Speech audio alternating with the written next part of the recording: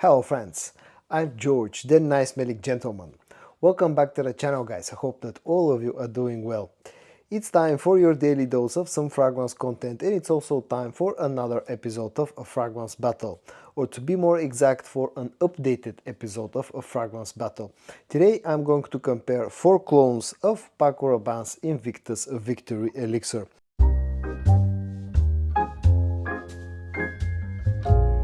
Before I talk about the interesting stuff like the scent profile, the performance, the price and everything that's important, I just wanted to touch upon something first, and that's the presentation, or to be more specific, the bottle design of the 4 clones that are featured in today's video.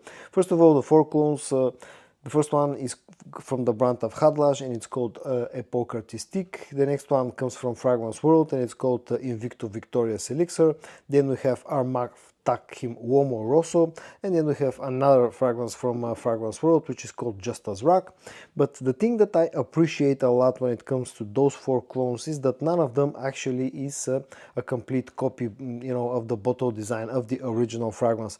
I've said this many times before, but I don't find it I don't find it good when the clone of fragrance houses, fragrance brands actually go out and also completely copy the bottle design and the whole presentation of the fragrance. So I really appreciate the fact that none of the 4 clones actually looks similar to the original fragrance, with maybe a slight exception from Invictus Victorious Elixir from Fragrance World, which shares the same coloring combination like the original fragrance. We get this blacked out bottle that at the bottom has this sort of a bluish tint, bluish hue. The same can be found on the original fragrance, but again, none of them look exactly the same as the original, and I really appreciate that. A few quick words about the original fragrance from Paco Rabanne. It's one of those flankers to the original Invictus line of fragrances. Now, to be honest, initially when this was released, I wasn't a huge fan of it. I tried it a few times, but I didn't find it good enough to actually purchase a full bottle of Invictus Victory Elixir. But then when I started collecting clones of it, I started to get more used to the scent itself, and at some point I decided that I should go out and buy a full bottle of the original fragrance. It's a very modern scent. It's a very sweet fragrance that relies on a lot of sweet notes. You got a sweet vanillic note, you got a sweet slightly powdery tonka bean note, you got some sweetness from a coconut note, which for some reason is not listed on the note breakdown of this fragrance. You got a bit of spiciness, there's some cardamom in here, there's a bit of lavender as well, maybe some peppery note as well, and it's a modern scent that smells very sexy, it's very alluring, very easy to like, and just works great in cold weather and especially at night time. And it's also a very strong performing scent. But like any designer fragrance, it's a little bit more expensive, and since it's popular and well received, well liked, it was only natural that clone fragrance houses will actually come up with their versions. Now, the first fragrance that I ever bought, first clone fragrance, was this one, Epoque Artistique from the brand of Khadlaj. And it's a very, very good alternative or a clone of Invictus Victory Elixir. Now, I find it to be a little bit different in the opening, but probably in the opening, in the first few minutes of the life of Epoque Artistique, this actually, to my nose, smells the closest to the original fragrance. It captures almost exactly the opening of Invictus Victory Elixir, maybe apart from the fact that it just feels a little bit less spicy than the original fragrance. But other than that, in the first few minutes, this actually, to my nose, smells the closest to the original fragrance. The next one, when it comes to how close it is, will be Invictus Victorious Elixir from Fragrance World. This also smells very, very similar in the opening, but this just feels a little bit lighter and also lacks a bit of the intensity of the original fragrance, a bit of the sweetness up top. But other than that, this in the air smells, again, very, very similar to the original one. The next one is the Armaf offering, Uomo Rosso. This also smells very similar, but this, to my nose, has always felt a little bit fresher in the first few minutes of its life. And just having a bit of a citrusy touch somewhere in the opening, which gives it slightly more freshness compared to the original one. And the one that, to my nose, feels the furthest away out of the 4 will be Just As Rock from Fragrance World. but that's for a different reason, because this has a stronger coconut note than the original one has, and again has slightly less spiciness in the opening. Feels the furthest away, but again at the same time feels quite close, because everything else in here just feels a little bit closer to the opening. So the opening, in my opinion, has been the best, has been captured the best by Khadlaj with their Epoque Artistique. When all fragrances go into their dry downs, actually all of them become very similar to the original fragrance, and usually that's the case with cologne scents. I've noticed this in my fragrance journey. Whenever I talk about the cologne fragrances, usually they tend to miss the mark in the opening. Then on the dry down, actually they become very similar, and that's the case with all four in here. But to my nose, the closest one on the dry down will be Fragrance World's Victoria's Elixir. This one smells the closest to the original fragrance. It has the sweet, slightly powdery dry down of the vanillic sweetness, the tonka bean, that slight hint of incense, with still a bit of the coconut going on the dry down. The next one, closeness wise, will be Epoque Artistique. This smells very similar to the original fragrance, smells very similar to the one from Fragrance World, but just in my opinion, Fragrance World have done a slightly better job copying the original one.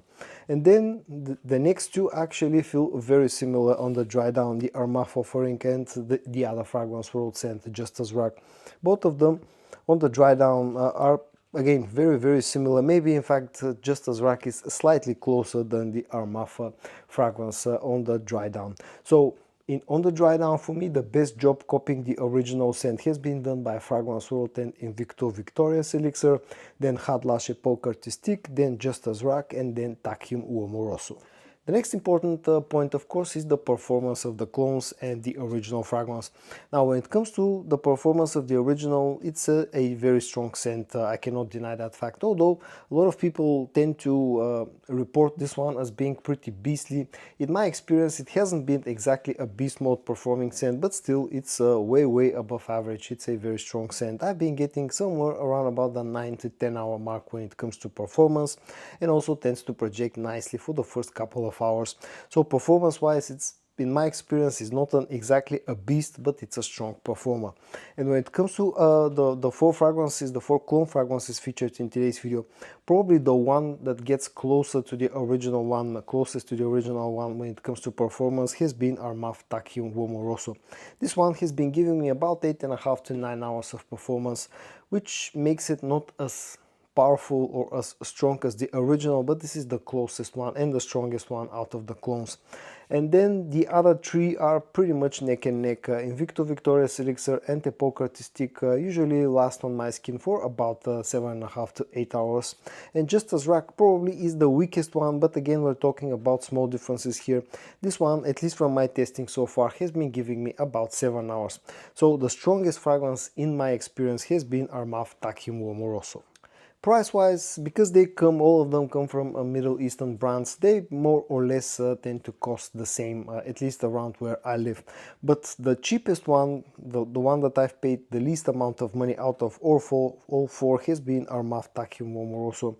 When I bought this, I paid around about 20 euros. I think it was slightly over 20 euros, but this was the cheapest one that I got.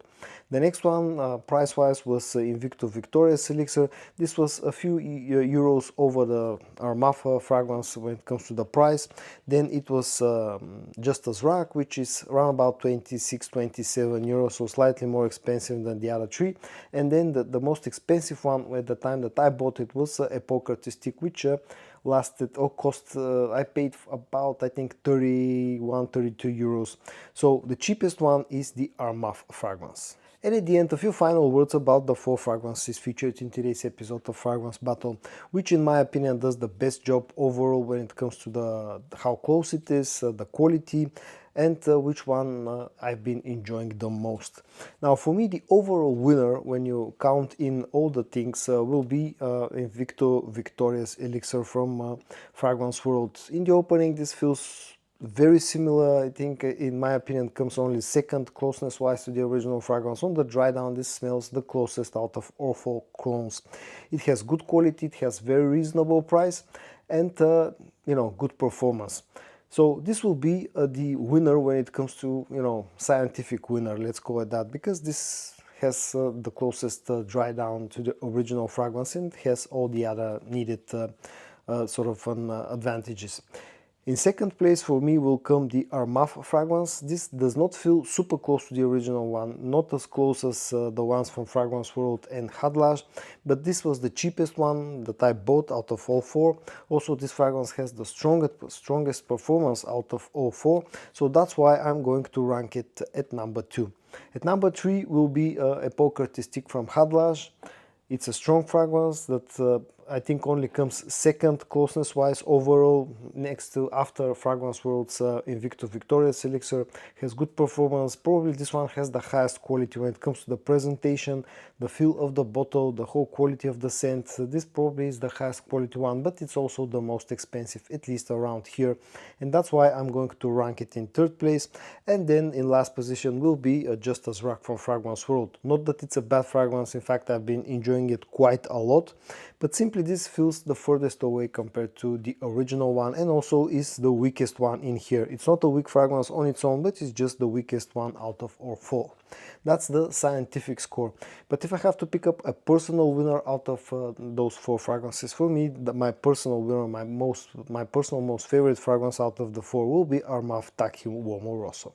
So guys, in today's episode of Fragrance Battle, I compared 4 very good clones of Paco Rabanne's Invictus Victory Elixir. I hope that you found this video interesting. If you did, give it a like, and I also hope that you're going to join me tomorrow for your daily dose of some fragrance content. And until then, stay safe and bye bye.